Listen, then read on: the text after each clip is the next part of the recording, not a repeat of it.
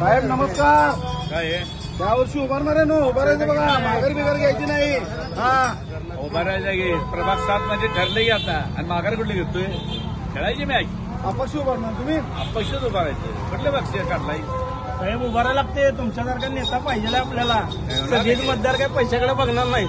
जनतेच्या तुमच्याकडे जे कामं करणारे नेते पाहिजेत आपल्याला. जनतेच्या सेवेसाठीच मी उभारणार आहे. जनतेचेच प्रश्न मांडण्यासाठी काय चाललंय तुम्ही उभा राहा, आम्ही तुमच्या पाठीशी आहे बघा. असे असल्या मी भेट नाही. मी सांगते ना आपला विजय नावाचाच विजय आहे. बघ तू पुढे काय काय होते. चांगले लोक आहेत आणि हेच दाखवून द्यायचं आहे. जो आता कलंग लागलाय की जनता पैशाला बाळते म्हणून.